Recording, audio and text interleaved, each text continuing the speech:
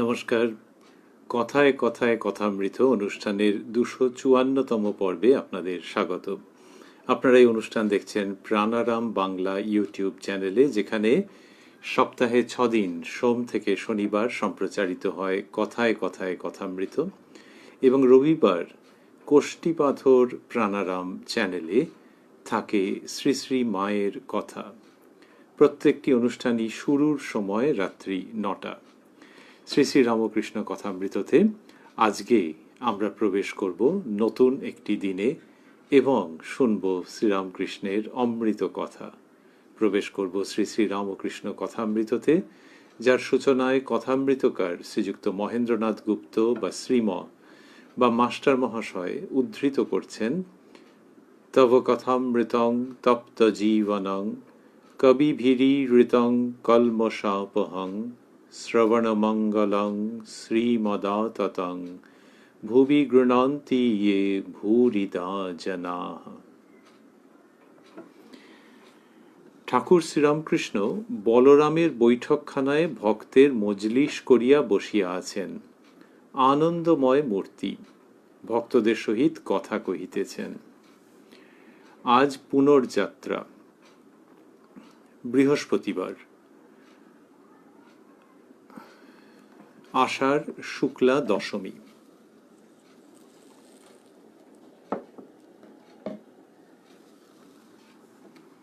3রা জুলাই 1884। শ্রীযুক্ত বলরামের বাটিতে শ্রী শ্রী জগন্নাথের সেবা আছে। শ্রী শ্রী জগন্নাথের সেবা আছে, একখানি ছোট রথও আছে। তাই তিনি ঠাকুরকে পুনর্যাত্রা উপলক্ষে নিমন্ত্রণ করিয়াছেন। এই ছোট রথখানি বারবাটির দোতলার চক মিলানো বারান্দায় টানা হইবে। গত 25শে জুন বুধবারে শ্রী শ্রী রথযাত্রার দিন ঠাকুর শ্রীযুক্ত ঈশান মুখোপাধ্যায়ের ঠনঠনিয়ার বাটিতে আসিয়া নিমন্ত্রণ গ্রহণ করিয়াছিলেন। সেই দিনই বৈকালে কলেজ স্ট্রিটে ভূধরের বাটিতে পণ্ডিত শশধরের সহিত প্রথম সাক্ষাৎ হয়। 3 দিন হইল গত সোমবারে শশধর তাহাকে দক্ষিণেশ্বর কালী মন্দিরে দ্বিতীয়বার দর্শন করিতে গিয়াছিলেন। ঠাকুরের আদেশে বলরাম শশধরকে আজ নিমন্ত্রণ করিয়াছেন। পণ্ডিত হিন্দু ধর্মের ব্যাখ্যা করিয়া লোকশিক্ষা দিতেছেন। তাই কি শ্রীরামকৃষ্ণ তাহার ভিতর শক্তি সঞ্চার করিবার জন্য এত উৎসুক হইয়াছেন? কথামৃততে আমরা আগে শুনেছি, এই প্রসঙ্গ পেয়েছি 25শে জুন 1884 শ্রীরামকৃষ্ণ কলকাতায় উপস্থিত হয়েছিলেন ভক্ত শ্রীযুক্ত ঈশান মুখোপাধ্যায়ের বাড়িতে, আর সেইখান থেকে গিয়েছিলেন ভূধর বাবুর বাড়িতে কলেজ স্ট্রিটে। সেখানে শশধর পণ্ডিত মশাই ছিলেন। শ্রীরামকৃষ্ণ তার সঙ্গে গিয়ে কথা বলেছিলেন। তারপরে 30শে জুন শশধর পণ্ডিত মশাই দক্ষিণেশ্বরে উপস্থিত হয়েছিলেন এবং সেই দিনের অনেকটা বিস্তৃত বিবরণ আমরা কথামৃতর মধ্যে পড়েছি। বস্তুত গত দিন আমরা যেখানে শেষ করেছিলাম, মানে গত কথায় কথায় কথামৃত যেদিন ছিল, সেই দিনকে আমরা পেয়েছিলাম যে শশধর পণ্ডিত মশাই দক্ষিণেশ্বর থেকে বিদায় নিলেন। 30শে জুনের প্রসঙ্গ শেষ হলো। আর আজকে দেখছি 3রা জুলাই 1884 ঠাকুর শ্রীরামকৃষ্ণ কলকাতায় বলরাম মন্দিরে উপস্থিত হয়েছেন এবং তিনি ওইখানে আদেশ দিয়েছিলেন যে শশধর পণ্ডিতকে নেমন্তন্ন করবার জন্যে। তো এই শশধর পণ্ডিত মশাই বলরাম বাবুর বাড়িতে যাতে আসেন সেই রকমভাবে শ্রীরামকৃষ্ণ আদেশ দিয়েছিলেন। তো সেইটি মাস্টারমশাই লিখলেন, আর বলরাম বাবুর ওই বাড়ির রথযাত্রার যে বিবরণ সেটি দিলেন। বললেন যে ছোট রথখানি বারবাটির দোতলার চক মিলানো বারান্দায় টানা হইবে, এই কথা তিনি বললেন। আর বললেন যে পণ্ডিত মশাইকে কি জন্য নেমন্তন্ন করেছেন শ্রীরামকৃষ্ণ বলরাম বাবুর বাড়িতে আসার জন্যে, সেই প্রসঙ্গটি মাস্টারমশাই অনুমানের ভিত্তিতে যেরকম লিখে থাকেন সাধারণত সেরকমভাবে বলছেন যে পণ্ডিত হিন্দু ধর্মের ব্যাখ্যা করিয়া লোকশিক্ষা দিতেছেন। তাই কি শ্রীরামকৃষ্ণ তাহার ভিতর শক্তি সঞ্চার করিবার জন্য এত উৎসুক হইয়াছেন? এইটি মাস্টারমশাই লিখছেন যে পণ্ডিত মশাইয়ের মধ্যে শ্রীরামকৃষ্ণ শক্তি সঞ্চার করতে চান, সেটির জন্য কি এত উৎসুক হয়েছেন? এইটি সম্ভবত কারণ। আমরা পাশাপাশি বা সেই সঙ্গে আমরা লক্ষ্য করেছি যে শ্রীরামকৃষ্ণ শশধর পণ্ডিত মশাইকে যা বলছেন তার মধ্যে শশধর পণ্ডিত মশাইয়ের ব্যক্তিগত আধ্যাত্মিক কল্যাণের দিকটিও ছিল, খুব খুব ভালো রকমের ছিল। এমনকি শ্রীরামকৃষ্ণ এই কথাও বলেছেন যে এই লোককে শেখানো, লেকচার দেওয়া, এটা একটু থাক, কিছুদিনের জন্য, পরে আবার হবে, এখন তুমি ডুব দাও, এইরকম ভাবে কথা বলেছিলেন। শশধর পণ্ডিত মশাই বিনয়ী, ধর্মের কথা শুনে চলেন, এইগুলি শ্রীরামকৃষ্ণ আবার অন্যদের কাছেও বিবৃত করেছিলেন। সেই জন্যে ওই যে ভালো আধার, উচ্চ আধার, তার যাতে আরও আধ্যাত্মিক অগ্রগতি হয়, সেই জন্যেও হয়তো শ্রীরামকৃষ্ণ বলরামবাবুর বাড়িতে যখন গেছেন তখন শশধর পণ্ডিতকে নিমন্ত্রণ করেছেন, যে তিনি যাতে নিমন্ত্রণ করতে বলেছেন, যাতে তিনি সেই নিমন্ত্রণ রক্ষা করে এসে উপস্থিত হন। এই শ্রীরামকৃষ্ণের বিশেষত্ব, তার নিজস্ব ভাব, যে শশধর পণ্ডিতের ভিতরে শক্তি সঞ্চার করার জন্যই হোক এবং সেই সঙ্গে তার আধ্যাত্মিক কল্যাণের জন্যই হোক, অর্থাৎ তিনি লোকশিক্ষা দেবেন বলে, অথবা তার নিজের কল্যাণ, অথবা দুটি, যে কারণেই হোক না কেন, শ্রীরামকৃষ্ণ শশধর পণ্ডিত মশাইয়ের জন্য যে ব্যস্ত হচ্ছেন, এটি আমাদের কত ভাবতে ভালো লাগছে, যে আর কোনো কিছু তার কাছ থেকে প্রাপ্তির আকাঙ্ক্ষা নেই, শ্রীরামকৃষ্ণের থাকেও না।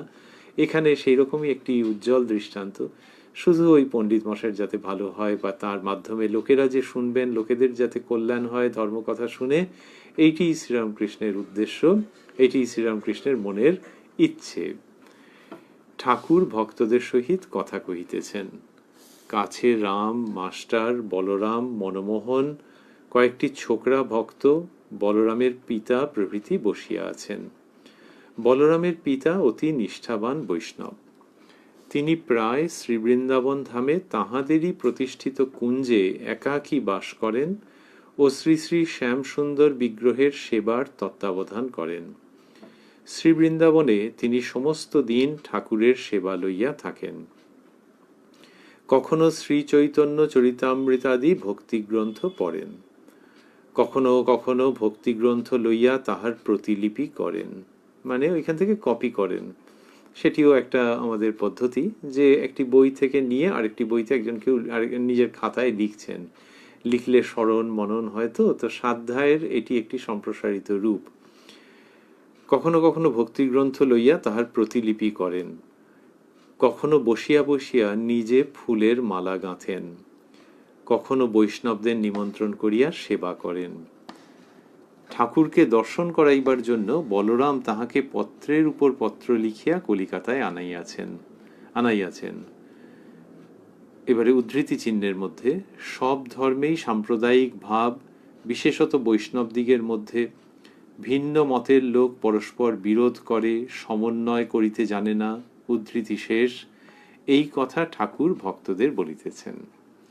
বলরামবাবু তাহলে কি হলো, যে বলরামবাবু তার পিতৃদেবকে অনেকবার অনুরোধ করে নিয়ে এসছেন। তিনি শ্রী বৃন্দাবন ধামে থাকেন, তাদের রাধাকৃষ্ণের সেবা আছে, শ্রী শ্যামসুন্দর বিগ্রহের সেবার কথা বললেন, এবং সেখানে যে তিনি থাকেন, তার নিজের মতো জীবনযাপন করেন,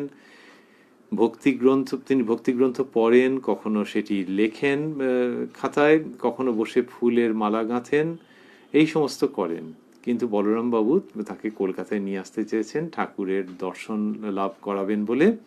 আর ঠাকুর এখানে কথা বলছেন ভাবটি কি, তার একটি সংক্ষিপ্ত সার মাস্টারমশাই প্রথমে উপস্থাপন করছেন। সব ধর্মেই সাম্প্রদায়িক ভাব, বিশেষত বৈষ্ণব দিগের মধ্যে ভিন্ন মতের লোক পরস্পর বিরোধ করে, সমন্বয় করিতে জানে না, এই কথা ঠাকুর ভক্তদের বলিতেছেন। তাহলে বলরামবাবুর পিতা পরম বৈষ্ণব মানুষ, কিন্তু শ্রীরামকৃষ্ণ এই ধর্মের যে গোঁড়ামির দিক সেটির কথা উল্লেখ করছেন। শ্রীরামকৃষ্ণ বলরামের পিতা প্রভৃতি ভক্তদের প্রতি। বৈষ্ণবদের একটি গ্রন্থ ভক্তমাল, বেশ বই, ভক্তদের সব কথা আছে, তবে একঘেয়ে।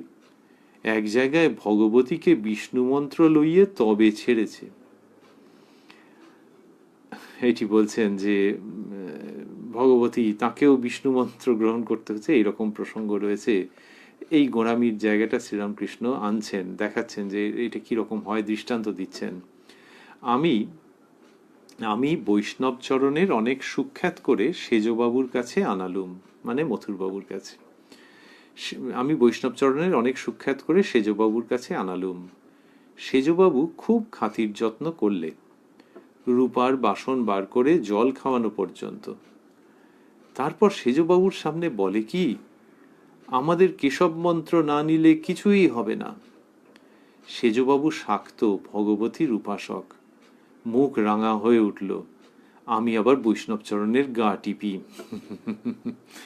তো বৈষ্ণবচরণ তিনি এরকম বৈষ্ণব ভক্ত মানুষ, তিনি তাকে তার সুখ্যাতি করে শ্রীরামকৃষ্ণ মথুরবাবুর কাছে এনেছেন। মথুরবাবু খুব খাতির করেছেন, তিনি শ্রীরামকৃষ্ণকে প্রায় বাবা বলতেন। তো বাবা যার সুখ্যাতি করে এনেছেন সেজন্য খুব খাতির করেছেন, রূপার বাসন বার করে জল খাওয়ানো পর্যন্ত। এইবার সেজবাবু শাক্ত মানুষ, তার সামনে বৈষ্ণবচরণ ওইরকম বলেছেন যে আমাদের কেশব মন্ত্র না নিলে কিছুই হবে না। তো এইটিতে সেজবাবুর মুখ লাল হয়ে গেছে। শ্রীরামকৃষ্ণ বলছেন মুখ রাঙা হয়ে উঠল। আমি আবার বৈষ্ণবচরণের গা টিপি, মানে ব্রেক করছেন আর কি, যাতে ওই রকম ভাবে না বলে। তো এই গোঁড়ামির দিকটি দেখাচ্ছেন, কিন্তু সেটা কিরকম একটা হিউমারের সঙ্গে দেখাচ্ছেন, মজার সঙ্গে শ্রীরামকৃষ্ণ উপস্থাপন করছেন।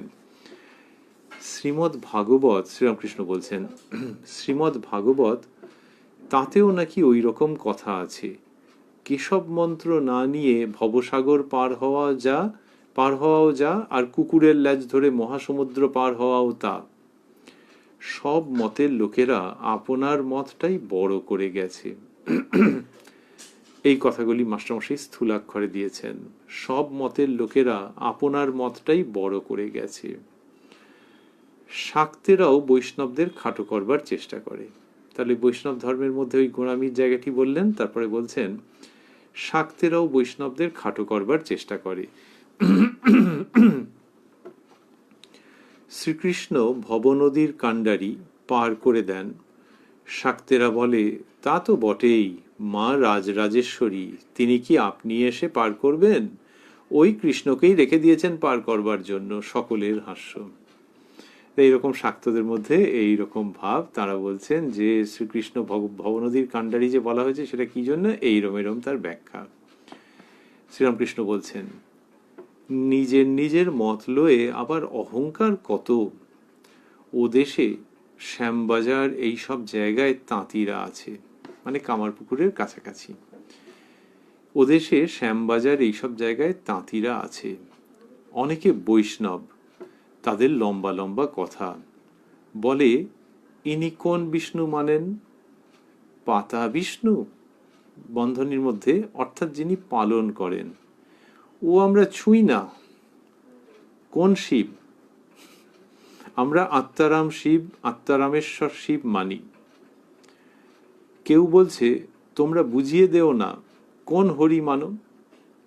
তাতে কেউ বলছে, না আমরা আর কেন, ওইখান থেকেই হোক।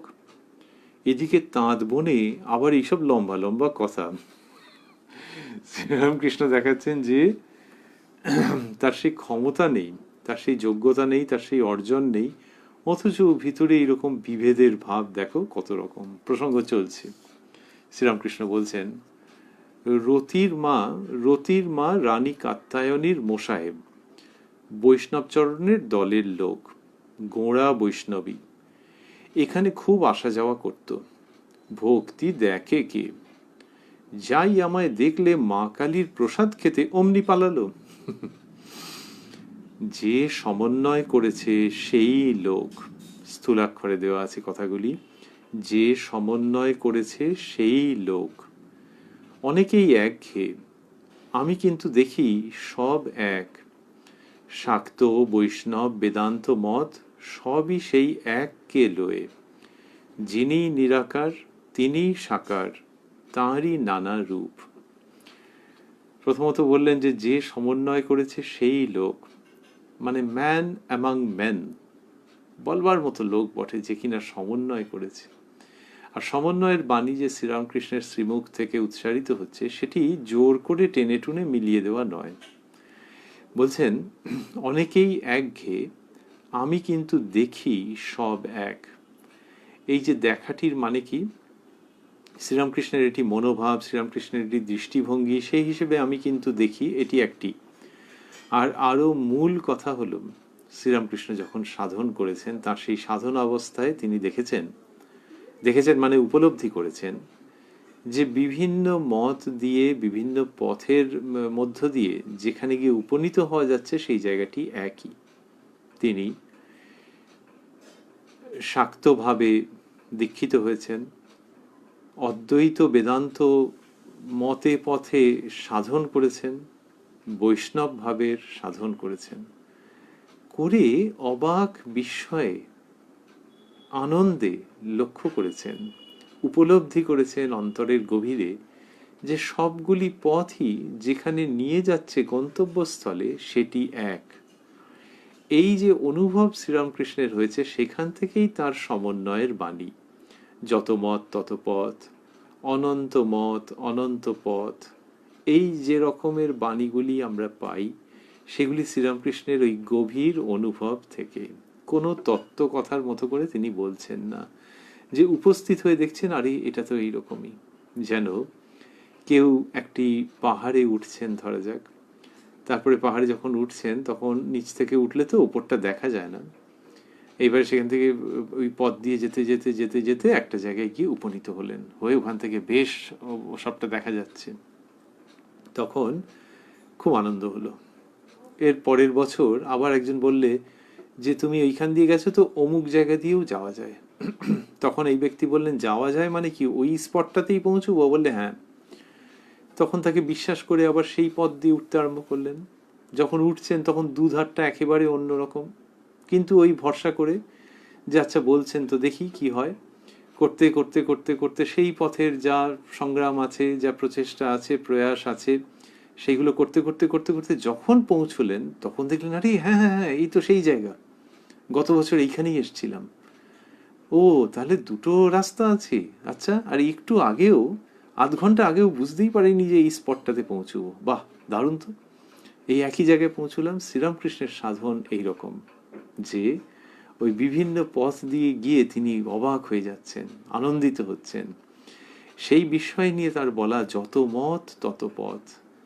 তাহলে যে অনেক যে পথ রয়েছে সেইগুলো একই জায়গায় গিয়ে পৌঁছবে, এটা যে শ্রীরামকৃষ্ণ বলছেন যে যতগুলো মত আছে ততগুলো পথ, তার মানে তারা সব নিয়ে গিয়ে ওখানে পৌঁছে দেবে। এটা তিনি কি করে বললেন? তিনি তো নিজে বলা হয় যে বিশ্বের প্রধান প্রধান ধর্মমতগুলি তিনি সাধন করেছেন, কিন্তু সব কি করেছেন নাকি? তাহলে যদি বলা হয় যে যত মত তত পথ, শ্রীরামকৃষ্ণের উক্তির পেছনে খুব গভীর ভাব আছে।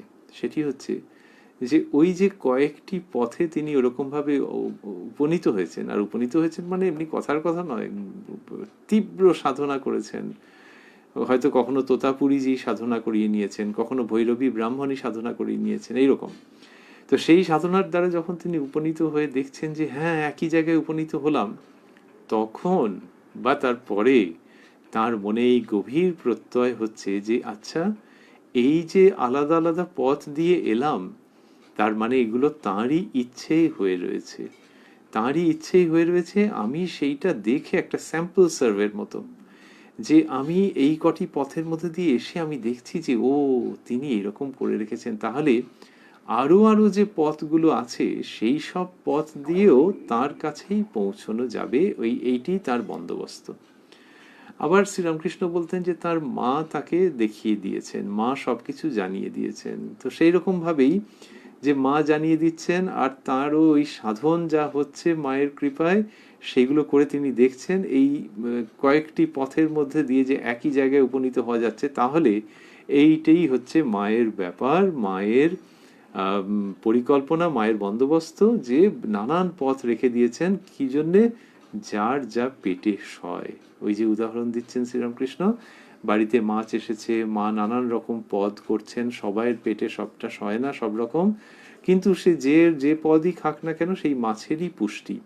তাহলে ওই দুটো, একটা হচ্ছে যে নিজে উপনীত হয়ে দেখছেন একই জায়গা একই জায়গা একই জায়গা, আরেকটি হচ্ছে সেইখান থেকে স্বাভাবিকভাবে ওই সত্য অনুমান আসছে যে ও এটা মা ওই যার যা পেটে সয় সেরকম ভাবে নানান পথ করে দিয়েছেন।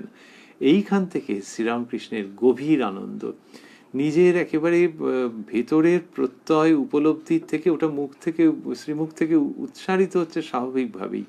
শ্রী শ্রী মা বলতেন যে বাবা তিনি যে কোনো মতলব করে সমন্বয় করেছেন তা নয়, এই যে মতলব করে যে একটা ধর্মের সঙ্গে আরেকটা ধর্মকে মিলিয়ে দিতে হয়, অনেক সময় হয়তো তুলনামূলক ধর্মের আলোচনা, যেখানে কিনা দুটো ধর্ম মতের মধ্যে কি সাদৃশ্য আছে, বৈসাদৃশ্য, সেগুলো দেখানো হচ্ছে, ভেবে ভেবে বার করা হচ্ছে, এইরকম কিছু করে শ্রীরামকৃষ্ণ সমন্বয়ের কথা বলেননি। সেটি শ্রী শ্রী মা যে বলছেন, আমাদের খুব সুবিধে হচ্ছে শ্রীরামকৃষ্ণের জীবন আলোকে ওই প্রসঙ্গটিকে স্মরণ করার ক্ষেত্রে, যে হ্যাঁ, তার যেরকম যেরকম উপলব্ধি হয়েছে তার ভিত্তিতে তার এই সিদ্ধান্ত যে সবই এক, সব একই জায়গায় গিয়ে পৌঁছচ্ছে। তা বলেছেন যে যে সমন্বয় করেছে সেই লোক, তার মানে সেই রকম মানুষকে শ্রীরামকৃষ্ণের খুব পছন্দ, যে ওই সমন্বয়ের কথা বলে, বিরোধের কথা বলে না।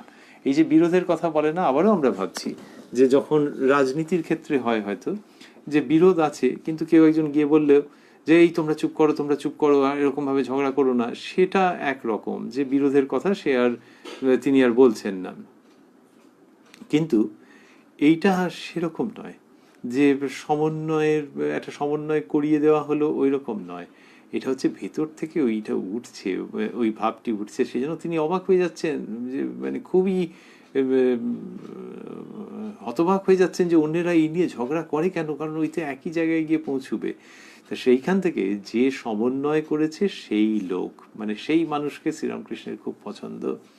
অনেকেই একঘেয়ে, আমি কিন্তু দেখি সব এক, এই দেখাটি ওই রকম। শাক্ত, বৈষ্ণব, বেদান্ত মত সবই সেই এককে লয়ে। এইবারে যখন বলছেন সবই সেই এককে লয়ে, তখন মনে হতে পারে যে এই যে পথগুলি যাচ্ছে, বিশেষত শাক্ত, বৈষ্ণব, এইগুলি তো দ্বৈত ভাবের।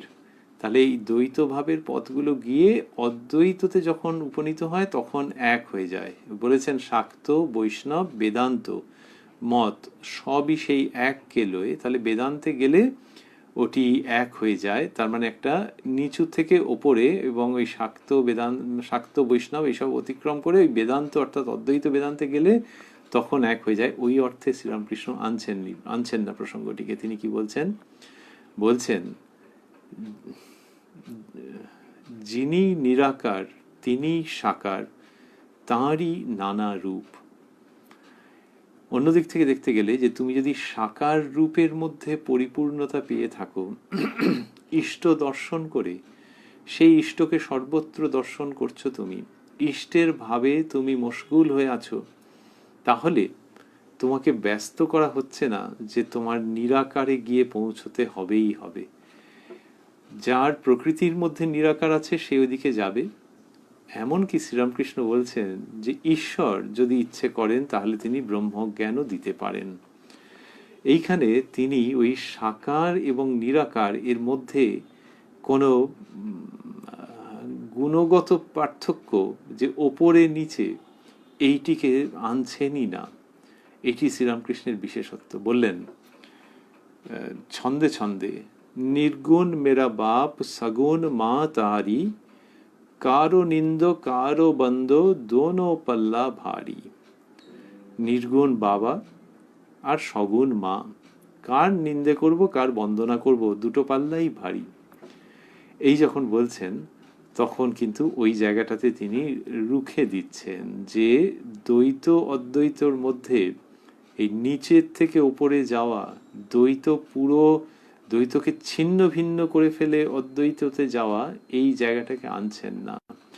দ্বৈতকে ছিন্ন ভিন্ন করে যে অদ্বৈততে যাচ্ছে সে যাক, কিন্তু যে কিনা দ্বৈতের মধ্যে রয়েছে, দেবদেবী ঈশ্বর আরাধনা ভক্তির ভাবের মধ্যে রয়েছে, তাকে অযথা অদ্বৈতে টানতে যেও না। কারণ ওই যিনি সাকার তিনি নিরাকার, যিনি নিরাকার তিনি সাকার, তাঁরই নানা রূপ। এইটি শ্রীরামকৃষ্ণের বিশেষ ভাব। আর ওইখানে বললেন যে আরে বাপ নির্গুণ, মা সগুণ, তা কাকে নিন্দে কাকে বন্দনা করবো, এই সমস্ত এইটা তিনি বলছেন। উপস্থিত রয়েছেন বলরাম বাবুর পিতা প্রভৃতি ভক্তরা। বলছেন বেদে যার কথা আছে, তন্ত্রে তাঁরই কথা, পুরাণেও তাঁরই কথা, সেই এক সচ্চিদানন্দের কথা, যাঁরই নিত্য তাঁরই লীলা। সেই এক সচ্চিদানন্দের কথা, এগুলি স্থূলাক্ষরে বললেন যে বেদে যার কথা আছে, তন্ত্রে তাঁরই কথা, পুরাণেও তাঁরই কথা, সেই এক সচ্চিদানন্দের কথা। এখানে আবার মনে হতে পারে যে সচ্চিদানন্দ বা ব্রহ্ম, তাহলে তিনি সবচেয়ে ওপরে অবস্থিত, তাহলে তার কথাই বলা হচ্ছে, তাও নয়। কেন না, ওই যার কথা বলা হচ্ছে তাকে তো কিছু একটা বলতে হবে। শ্রীরামকৃষ্ণ সেই হিসেবে সচ্চিদানন্দ বলছেন, কিন্তু সেই একই নিঃশ্বাসে তিনি বলেন যে ওই সচ্চিদানন্দ যিনি, সাকার রূপে প্রকাশিত যিনি, ইনিও তিনি। বলছেন বেদে বলেছে ওং সচ্চিদানন্দ ব্রহ্ম, তন্ত্রে বলেছে ওং সচ্চিদানন্দ শিব, শিব কেবল, কেবল শিব, পুরাণে বলেছে ওং সচ্চিদানন্দ কৃষ্ণ। সেই এক সচ্চিদানন্দের কথাই বেদ পুরাণ তন্ত্রে আছে, আর বৈষ্ণব শাস্ত্রেও আছে কৃষ্ণই কালী হয়েছিলেন। এরকম করে শ্রীরামকৃষ্ণ নানান রকমভাবে ধর্মের মধ্যে বা মত পথের মধ্যে যে সমতা আছে, লুক্কায়িত সমতা, সাধন করলে সেটি বোঝা যায়, আর যখন সেই লক্ষ্যে উপনীত না হচ্ছে তখন কিছুতেই ভেদ করো না, ভেদ করলেই তুমি সত্য থেকে বিচ্যুত হয়ে যাবে। এইটি শ্রীরামকৃষ্ণ বোঝাচ্ছেন। শুধু তিনি বলেছেন যে নিষ্ঠা ভক্তি চাই। ওই যে আগে আমরা স্মরণ করছিলাম যে বিভিন্ন পথ তিনি যে রেখে দিয়েছেন, তাহলে এখন কেউ যদি একটা আনকোড়া নতুন পথ তৈরি করে বলে যে এইটাও ঈশ্বর লাভের জন্য, শ্রীরামকৃষ্ণ বলছেন ওরকম নয়। কিন্তু কোনো সাধক বা সাধিকা যিনি কিছু বস্তু লাভ করেছেন, তিনি যখন একটি পথের কথা বলছেন, তখন এটা থেকে যাচ্ছে যে দৃষ্টিকে সীমাবদ্ধ না করা, যে ওই পথ যদি কেউ আন্তরিকভাবে সেটির উচ্চারণ করে থাকেন তাহলে সেই পথ দিয়ে গেলে হবেই হবে, আর নিষ্ঠা এবং ব্যাকুলতা নিয়ে এগোতে হবে। শ্রীরামকৃষ্ণ এইভাবে বলছেন, কিরকম সুন্দর করে পুরো জিনিসটার মধ্যে একটা ঠাস বুনন আছে, যে কোনো দিক দিয়ে বেরোবে না, কোনো দিক দিয়ে ফাঁক পাওয়া যাবে না। অথচ এই এই এই যে রিগার থাকা সত্ত্বেও জিনিসটা খুব সুইট, তো রিজিড নয় সেই অর্থে।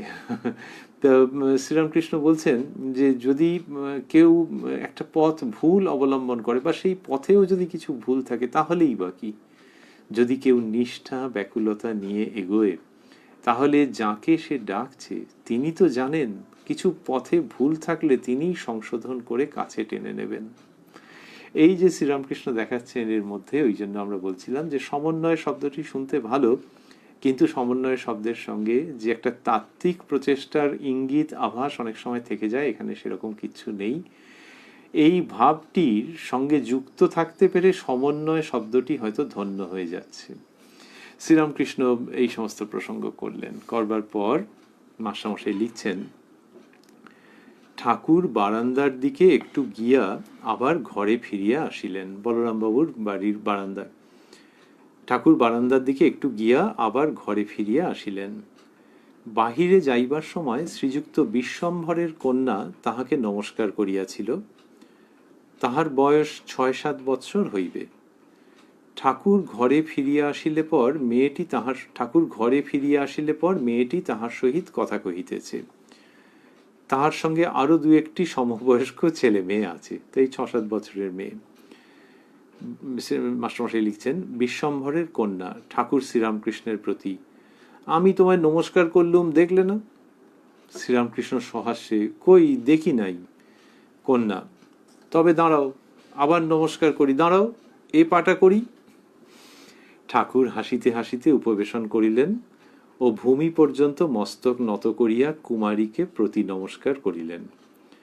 ঠাকুর মেয়েটিকে গান গাহিতে বলিলেন। মেয়েটি বলিল, মাইরি, গান জানি না, তখনকার দিনের ভাষা। তাহাকে আবার অনুরোধ করাতে বলিতেছে, মাইরি বললে আর বলা হয়? ঠাকুর তাহাদের লইয়া আনন্দ করিতেছেন ও গান শুনাইতেছেন। প্রথমে কেলুয়ার গান, তারপর আইলো তোর খোঁপা বেঁধে দিই, তোর ভাতার এলে বলবে কি। ছেলেরা ও ভক্তেরা গান শুনিয়া হাসিতেছেন।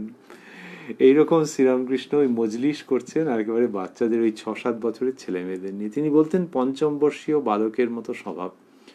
এখানে সত্যি সত্যি দেখা যাচ্ছে যে 6-7 বছরের বাচ্চা ছেলে মেয়েদের নিয়ে করছে, আর ওই বিশ্বম্ভরবাবুর মেয়ে সে এরকম বলেছে, আর বলছে তবে দাঁড়াও, আবার নমস্কার করি, দাঁড়াও, এ পাটা করি, এরকম সব বলেছে। তো শ্রীরামকৃষ্ণ এরকম বলেছেন, গান গাইতে বলেছেন, সে বলেছে যে মাইরি গান জানি না, তখন আবার অনুরোধ করাতে বলছে মাইরি বললে আর বলা হয় যে তার মানে এইসব নিয়ম কানুন তুমি জানো না। শ্রীরামকৃষ্ণের সঙ্গে এরকম করছে, আর উনিও তাদের সঙ্গে পাল্লা দিয়ে করছেন, করে আবার এমন গান শোনাচ্ছেন যে ওই তারা বাচ্চারা যারা এবং ভক্তেরা হেসে গড়াগড়ি হয়ে যাচ্ছেন, একবারে গান শুনে হাসি দিচ্ছেন, বোঝাই যাচ্ছে একটি অনাবিল সুন্দর পরিবেশ তৈরি হচ্ছে, হাস্যমণ্ডিত পরিবেশ শ্রীরামকৃষ্ণ ভক্তদের প্রতি।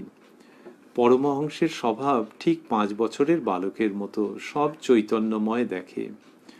ওই নিজের অবস্থা বলছেন, কিন্তু ওইভাবে উল্লেখ করলেন যে ঠিক 5 বছরের বালকের মতো। তাহলে ওদের সঙ্গে যখন মিশেছেন, গান শুনিয়েছেন, তিনি সময় দিচ্ছেন কতটা, গান গান শুনিয়েছেন, তারপরে আবার বড়দের জন্য এটা বলছেন, কিন্তু একেবারে ছোটদের জগতের প্রসঙ্গ থেকে যাচ্ছে।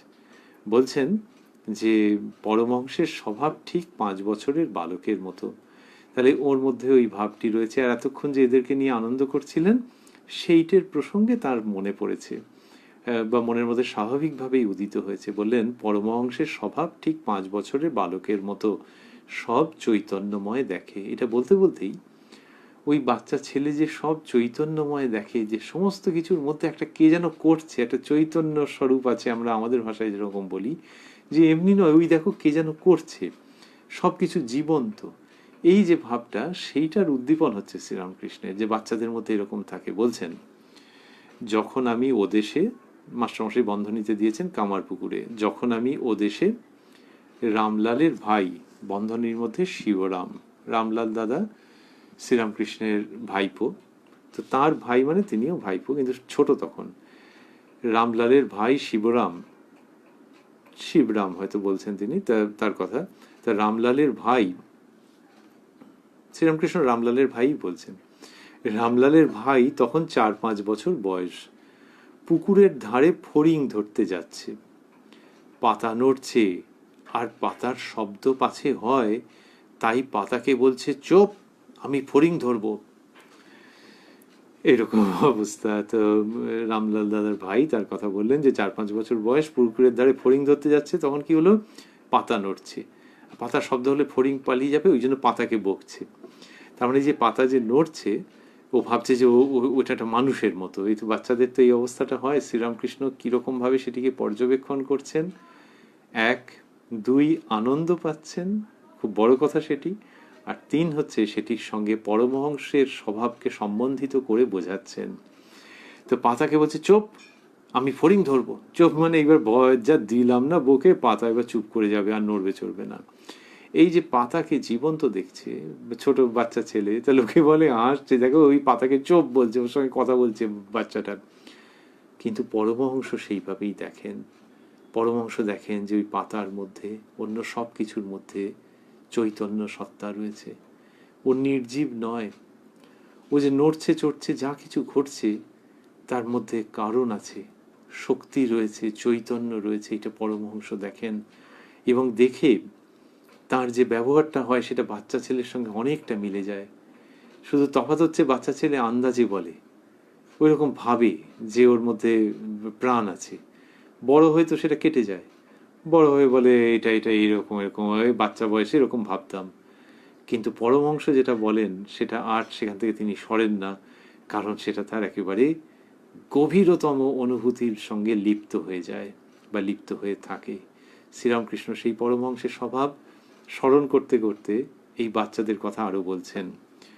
ঝড় বৃষ্টি হচ্ছে, ওই রামলাল দাদার ভাইয়ের কথা বলছেন, ঝড় বৃষ্টি হচ্ছে, আমার সঙ্গে ঘরের ভিতরে সে আছে, বিদ্যুৎ চমকাচ্ছে, তবুও দ্বার খুলে খুলে বাহিরে যেতে চায়। বকার পর আর বাহিরে গেল না, উঁকি মেরে মেরে এক একবার দেখছে বিদ্যুৎ, আর বলছে খুড়ো, আবার চকমকি ঠুকছে। তাই এই বলছে যে বাচ্চা বকেছে তার কাকা, সেই জন্যে আর সে বাইরে যাচ্ছে না, উঁকি মেরে মেরে এক একবার দেখছে, কারণ বাইরে গেলে আবার কাকা বকবে। আর ঘাস করে বিদ্যুৎ চমকেছে, বলছে খুড়ো, আবার চকমকি ঠুকছে। তো দেখেছে যে দুটো চকমকি ঠুকলে তার থেকে ওই রকম সব হয়, তাহলে ওই আকাশে কে চকমকি ঠুকছে, কি অপূর্ব। শ্রীরামকৃষ্ণ এই যে বিবরণ দিচ্ছেন, এই বিবরণের মধ্যে কিরকম একটা শৈল্পিক সত্তা আছে, বাচ্চা ছেলেকে ভালোবাসা, আর সেই সঙ্গে একটা খুব মরমী দক্ষ শিল্পীর সত্তা, যেখান থেকে এত কম শব্দের মধ্যে এই রকম প্রাণবন্ত বিবরণ আসছে। এই বিবরণের মধ্যেও চমক আছে। ওই যে বলছেন, পাতাকে বলছে চোপ, আমি ফড়িং ধরবো। শ্রীরামকৃষ্ণ যিনি ধর্মের কথা বলেন, আধ্যাত্মিকতার একেবারে উচ্চাঙ্গের প্রসঙ্গ করেন, তিনি যখন এগুলো বলছেন তখন এর মধ্যে চমক রয়েছে। যা, বাচ্চা ছেলের জগৎটাকে দারুণ ফুটিয়েছেন তো। যে কোনো শিশু সাহিত্যিক আনন্দিত হবেন, হয়তো মনে করবেন এই দৃষ্টান্ত অনুকরণযোগ্য, যে একদম বাচ্চা ছেলের জগৎ তার ভাষা দিয়ে ঠিক ঠিক বলা আছে। সে বাচ্চা বলেছিল, কিন্তু বলতে গিয়ে অনেক সময় তো লোকে মাটি করে ফেলে সেটাকে, আবার লোকের কাছে বলতে গিয়ে বড়দের মতো বলা হয়ে যায়। কিন্তু বাচ্চার ভঙ্গিতে, বাচ্চার ভাষা দিয়ে, ওই পরিবেশের ন্যূনতম বর্ণনা দিয়ে ফুটিয়ে তোলা। শ্রীরামকৃষ্ণ যেরকম বলছেন যে সে বাচ্চা বলছে যে আবার চকমকি ঠুকছে, তার মানে ওই বিদ্যুৎ চমকাচ্ছে। ঠাকুর শ্রীরামকৃষ্ণ যখন কথা বলেন তখন বিশেষ করে এই শিশুদের প্রসঙ্গ যখন আসে তখন বিদ্যুৎ চমকায়। বিদ্যুতের আলোর মতো শৈশবের মাধুর্য, শৈশবের সরলতা, যেটির সঙ্গে পরমহংসের সাদৃশ্য, সেটির বিদ্যুৎ চমকের মতো আভাস কথামৃতের মধ্যে খেলে খেলে যায়। এই যখনই তিনি শিশুদের কথা বলছেন তখনই এরকম বিদ্যুৎ চমকায়। শুধু বিদ্যুৎ চমকালে লোকের ভয় লাগে, বয়স্কদের তো বটেই, আবার কি জানি কোনো ক্ষতিরতি হবে কিনা। আর এই বিদ্যুৎ চমকালে ভয় লাগে না, শুধু ওই আলোয় পরমহংসের শ্রীমুখখানি আরো ভালো করে দৃশ্যমান হয়। জগৎ যাকে যা চেনে রামকৃষ্ণদেব বলে বলছেন, পরমহংস বালকের ন্যায় আত্মপর নাই, ঐহিক সম্বন্ধের আঁট নাই। রামলালের ভাই একদিন বলছে, তুমি খুড়ো না পিসে? তা বললেন যে পরমহংস বালকের ন্যায়, এবং বলছেন যে কে নিজের কে পর ওই সমস্ত কিছু তার আর ওইটার আঁট থাকে না। ঐহিক সম্বন্ধের আঁট নাই। আঁট নাই মানে ওইটাই আর কি, যে তার সঙ্গে ব্যবহার করছে বটে, কিন্তু ওই কে যে হয় কি বৃত্তান্ত ওইসব অত খেয়াল রাখে না। আর ঐহিক সম্বন্ধের মধ্যে আসক্তিপূর্ণ যে বন্ধন সেরকমও তার নয়। তাই এখানে বললেন, পরমহংস বালকের ন্যায় আত্মপর নাই, ঐহিক সম্বন্ধের আঁট নাই। রামলালের ভাই একদিন বলছে, তুমি খুড়ো না পিসে? এরকম ভাবে সে বলছেন, সে বাচ্চা বলছে। অদ্ভুত ব্যাপার যে শ্রীরামকৃষ্ণ যিনি এরকম বলছেন, তার পরমহংসের স্বভাব, আর তিনি বাচ্চাদের কথা এরকম ভাবে বলে যাচ্ছেন। তো লক্ষণীয় যেটি, সেটি হচ্ছে যে মাস্টার মশাই বন্ধনীর মধ্যে লিখেছেন শিবরাম দাদা, তার কথা খুবই জানা আছে রামকৃষ্ণ পরিমণ্ডলে। কিন্তু শ্রীরামকৃষ্ণ বেমালুম বলেই যাচ্ছেন রামলালের ভাই, রামলালের ভাই। তার মানে তার যে একটা নাম আছে সে খেয়াল নেই না কি, কে জানে। তাহলে যিনি বলছেন তারও তো এরকম অবস্থা, আর ওরকম অবস্থাই তো হবে। ওই যে বললেন ঐহিক সম্বন্ধের আঁট নাই। ঐহিক সম্বন্ধ সূচনা হয় ওই নামের থেকে এবং রূপের থেকে, যে ওর নাম এইটা, ওর নাম সেইটা। এইখান থেকেই তো ঐহিক সম্বন্ধ। এই অমুকের ওই পিসির যে নাতি, ওটার নামটা কি জানো? কে বলে ওকে তো গোপাল বলে ডাকে, আর ভালো নাম সুজিত, বলে হ্যাঁ হ্যাঁ হ্যাঁ গোপাল গোপাল। তো এই নাম দিয়ে তো ঐহিক সম্বন্ধগুলো হয়, আর তার সঙ্গে রূপ, সেইখান দিয়ে ঐহিক সম্বন্ধ, এবং সেইখান থেকে ওই মায়ার সম্বন্ধ, বন্ধন, এসব হতে থাকে ওই নাম রূপ এই দুটোকে মিলিয়ে। শ্রীরামকৃষ্ণের ক্ষেত্রে দেখা যাচ্ছে যে কিরকম অদ্ভুত সমাপতন। বাচ্চা ছেলের প্রসঙ্গে বলছেন ঐহিক সম্বন্ধের আঁট থাকে না একেবারে বালকের, আর উনিও রামলালের ভাই, রামলালের ভাই বলে যাচ্ছেন। তাহলে শিবরাম নামটা কখনো আমরা জানি না, কিন্তু এখানে প্রসঙ্গের মধ্যে তো বলছেন না। আবার বলছেন, পরমহংসের বালকের ন্যায় গতিবিধির হিসাব নাই। পরমহংসের বালকের ন্যায় গতিবিধির হিসাব নাই। সব ব্রহ্মময় দেখে, কোথায় যাচ্ছে, কোথায় চলেছে, কোথায় যাচ্ছে, কোথায় চলছে, হিসাব নাই। তা বললেন পরমহংসের বালকের ন্যায় গতিবিধির হিসাব নাই। গতিবিধির হিসাব নাই মানে ও যে কোথায় কি যাচ্ছে টাচ্ছে সেই সবগুলো কোনো হিসেব করে করে না, বেআন্দাজে চলল। সব ব্রহ্মময় দেখে, কোথায় যাচ্ছে কোথায় চলছে হিসাব নাই।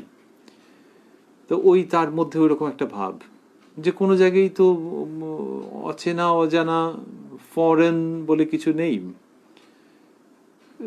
নিজের জায়গা এরকম ভাবে সে যাচ্ছে। তা কোথাও একটা বোধ আছে যে সবটাই নিজের। তাহলে বড় হলে ভেঙে যায় কেন? ওই আরো অনেক সংস্কার থাকে, তো সেগুলোর উপরে ছায়া ফেলতে থাকে। পরমহংসের বালকের ন্যায় গতিবিধির হিসাব নাই, সব ব্রহ্মময় দেখে, কোথায় যাচ্ছে কোথায় চলছে হিসাব নাই। তাহলে এই পরমহংস সব ব্রহ্মময় দেখছেন তিনি, কোথায় যাচ্ছে কোথায় চলছে হিসাব নাই। ঠিক বাচ্চাদের মতো। বাচ্চারা কিরকম কোথায় যাচ্ছে হিসেব নেই, শ্রীরামকৃষ্ণ দৃষ্টান্ত দিচ্ছেন আবার। রামলালের ভাই হৃদের বাড়ি দুর্গাপূজা দেখতে গিয়েছিল। রামলালের ভাই হৃদের বাড়ি দুর্গাপূজা দেখতে গিয়েছিল। হৃদের বাড়ি থেকে ছোটকে আপনা আপনি কোন দিকে চলে গেছে? হৃদের বাড়ি থেকে ছোটকে আপনা আপনি কোন দিকে চলে গেছে? 4 বছরের ছেলে দেখে পথের লোক জিজ্ঞাসা করছে, তুই কোথা থেকে এলি? তা কিছু বলতে পারে না, কেবল বলে চালা, অর্থাৎ যে 8 চালায় পূজা হয়েছে। যখন জিজ্ঞাসা করলে কার বাড়ি থেকে এসেছিস, তখন কেবল বলে দাদা।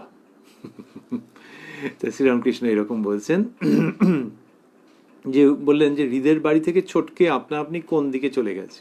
কিরকম শব্দ ব্যবহার করছেন, সুন্দর। আমরা ওই জন্য বলছিলাম যে এখন যেটাকে ছিটকে বলা হয়, তা আগে ওরকম বলা হতো, এখন অনেকে ওই শব্দটি ব্যবহার করেন। তা এবারে মানে দল ছুট হয়ে, তা এইটি বলছেন যে তাহলে চলে যাচ্ছে, যে তার কোনো মানে ভয়টাই কিছু নেই, যা চললো অন্যদিকে চললো।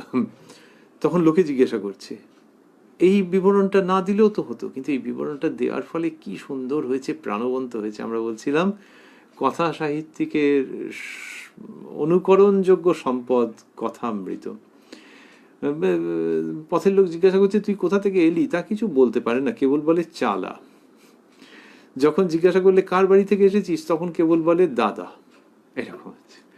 তা এই দেখাচ্ছেন বাচ্চাদের স্বভাব আর পরমহংসের সেই স্বভাব। পরমহংসের বালকের ন্যায় গতিবিধির হিসাব নাই, পরমহংসের বালকের ন্যায় গতিবিধির হিসাব নাই, সব ব্রহ্মময় দেখে, কোথায় যাচ্ছে কোথায় চলছে হিসাব নাই। এটি শ্রীরামকৃষ্ণ বলছেন। তাহলে এই পরমহংসের প্রসঙ্গ চলছে। তিনি ওই বলরাম বাবুর বাড়ির বারান্দার দিকে একটু গিয়ে আবার যে ঘরে ফিরে এসেছেন, তারপরে এই কথা বলে চলেছেন। তারপর বলছেন, পরমহংসের আবার উন্মাদের অবস্থা হয়।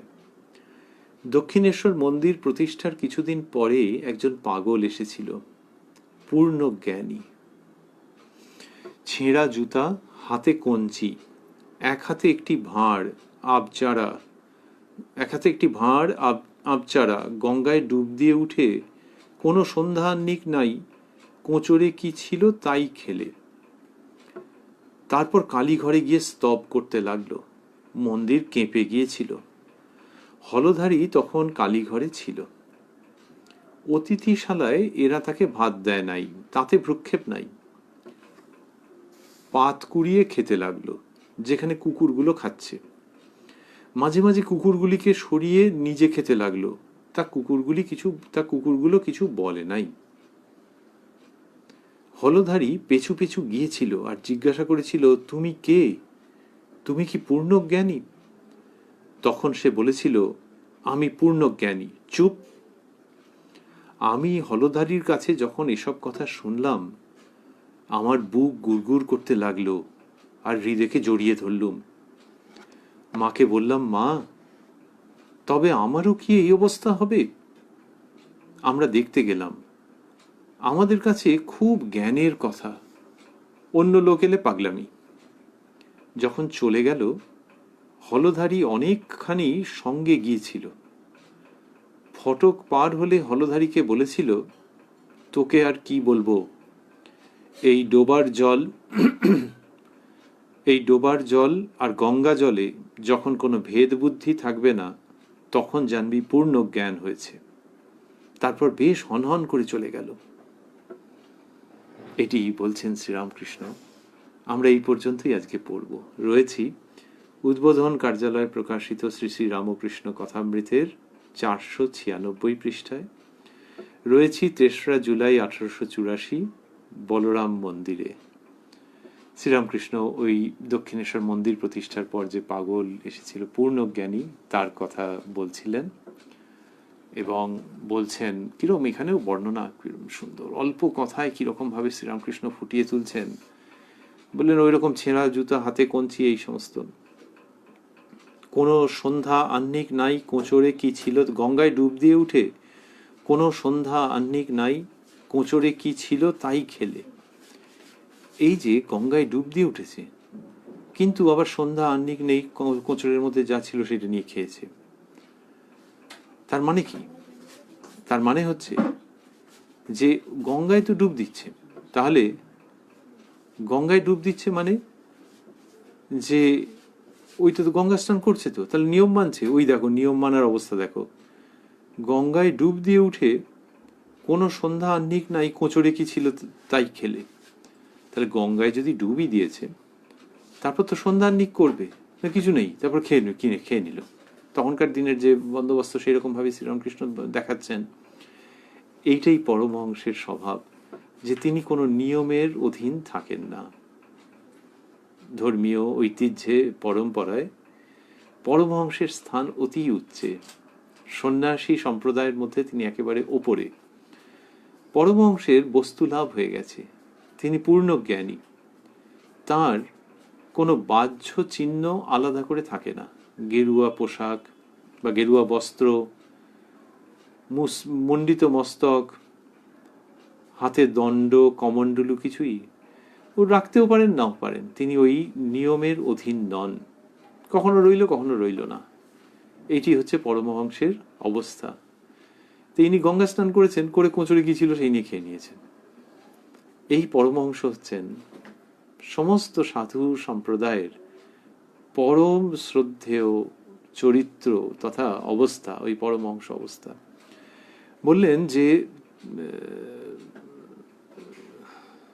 কোনো সন্ধ্যা আহ্নিক নাই, কোঁচড়ে কি ছিল তাই খেলে। তারপর কালীঘরে গিয়ে স্তব করতে গেল, কালীঘরে গিয়ে স্তব করতে লাগলো, মন্দির কেঁপে গিয়েছিল।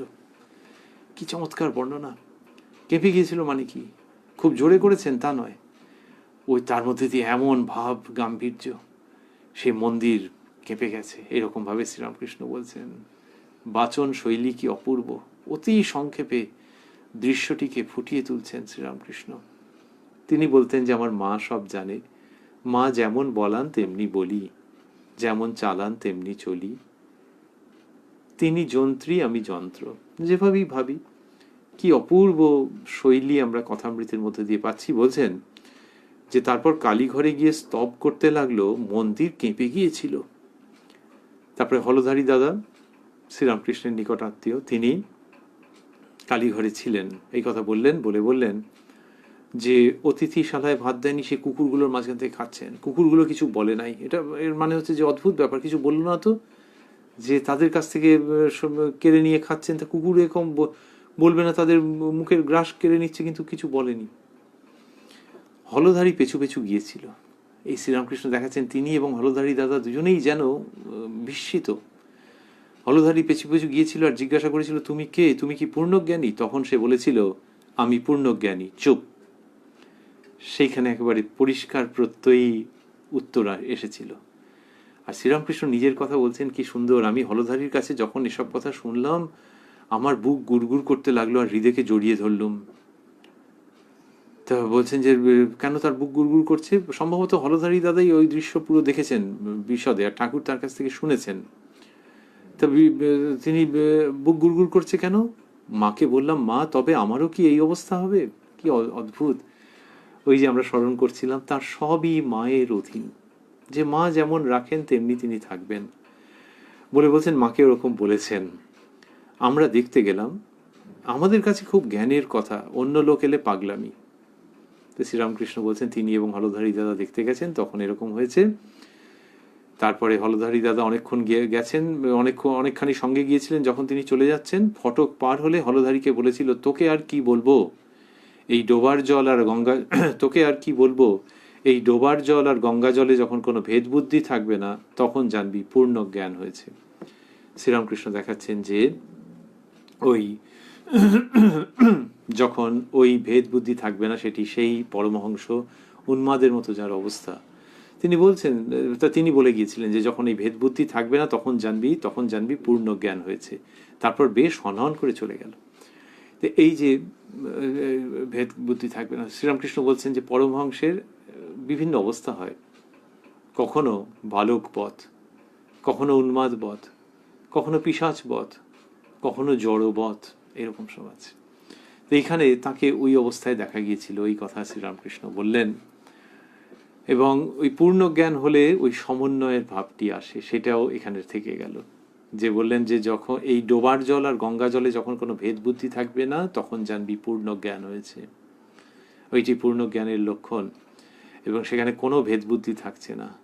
এটি যখন ওই অবস্থা হবে, জোর করে আনা যাবে না, কিন্তু যখন ওই অবস্থা হবে তখন আর কোনো ভেদ বুদ্ধি থাকবে না। শ্রীরামকৃষ্ণ আজকে আমরা যা শুনছিলাম তার মধ্যে দেখছিলাম যে সমন্বয়ের প্রসঙ্গ আসছিল খুব স্বাভাবিকভাবে।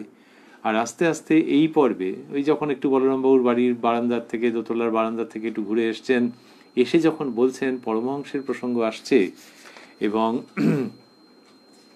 তার বালকবধ অবস্থার কথা আসছে, করতে করতে এই দক্ষিণেশ্বর মন্দিরের প্রথম দিকে যিনি এসেছিলেন তার কথা যখন এলো, তখন ওই সমন্বয়ে আরেকটি রূপে উল্লিখিত এবং নির্দেশিত হলো।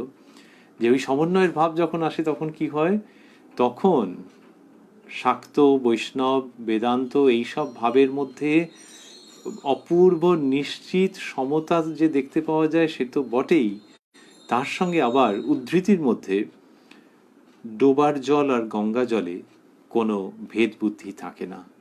শ্রীরামকৃষ্ণ সেই মহা সমন্বয়ের বাণী উচ্চারণ করছেন। এই সমন্বয় যেন তার মধ্যে দিয়ে আধুনিক কালের জন্যে বিশেষভাবে মূর্ত হয়ে উঠছে। তাঁরই কৃপা সাপেক্ষে আমরা এই অনুষ্ঠানে আবারও মিলিত হব আগামীকাল কথায় কথায় কথামৃত অনুষ্ঠানে রাত্রি 9টায় প্রাণারাম বাংলা ইউটিউব চ্যানেলে। আর ভাবছি এই সমন্বয়ের কথা যিনি উচ্চারণ করছেন তিনি নিজে বালকের মতো, এই বালকবৎ পরমহংস। তাহলে পরমহংসের নানান রকমের লক্ষণ থাকে তো। আর শ্রীরামকৃষ্ণের মধ্যে তার সাধন অবস্থায় সব অদ্ভুত অদ্ভুত হয়েছে, তিনি নিজেই বর্ণনা করেছেন।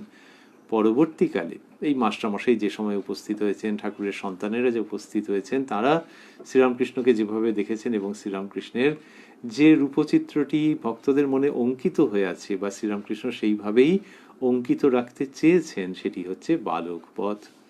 তিনি পরমহংস আর তার মধ্যে বালকের ভাবের বিশেষ প্রকাশ। স্তবের মধ্যে আছে পঞ্চবর্ষ বাল ভাব যুক্ত হংস রূপিণম, 5 বছরের বালকের ভাবযুক্ত পরমহংস। তোমাকে আমরা প্রণাম করি, বন্দনা করি, তোমারই পঞ্চবর্ষ বাল ভাব যুক্ত হংস রূপিণম। তো এই যে 5 বছরের বালকবধ যে পরমহংস, সেই তাঁরই শ্রীমুখের কথা আমরা এতক্ষণ শ্রবণ করছিলাম। সেই তিনি ডোবার জল আর গঙ্গা জলের অভেদত্বের প্রসঙ্গ গল্পের মতো করে বিধৃত করছিলেন, উপস্থাপন করছিলেন। আবার সেই তিনি বাচ্চা ছেলের যে লক্ষণ, ভেদ বুদ্ধি রহিত যে সরল ভাব, সেটির কথা বলছিলেন। শ্রী শ্রী রামকৃষ্ণ কথামৃত আজকে কত পণ্ডিত মানুষের, কত বুদ্ধিদীপ্ত অগ্রগণ্য মানুষের মাথায় এবং হৃদয়ে স্থান পেয়েছে, তারা মস্তকে এবং হৃদয়ে সযত্নে ধারণ করে রেখেছেন। আমাদের ভাবতে আনন্দ হয় যে সেই মূর্খ মানুষের, তথাকথিত মূর্খ মানুষের এবং তথাকথিত পণ্ডিত মানুষের হৃদয়ের আস্বাদনের যে বস্তু শ্রী শ্রী রামকৃষ্ণ কথামৃত, সেটি উচ্চারিত হচ্ছে। আজকের প্রসঙ্গ শুনতে শুনতে আমাদের সেটি মনে পড়ছে শেষ করতে করতে, যে সেই প্রসঙ্গ উচ্চারিত হচ্ছে এই পরমহংস শ্রী রামকৃষ্ণের দ্বারা, যার স্বভাবের মধ্যে আদ্যন্ত পারিজাত পুষ্পের মতো সুরভিত, পল্লবিত, কুসুমিত এক অপূর্ব বালক ভাব। ওং নিরঞ্জনং নিত্যমনন্ত রূপং ভক্তানুকম্পা ধৃত বিগ্রহং বৈ ঈশাবতারং পরমেশমিড্যং তং রামকৃষ্ণং শিরসা নমামহ।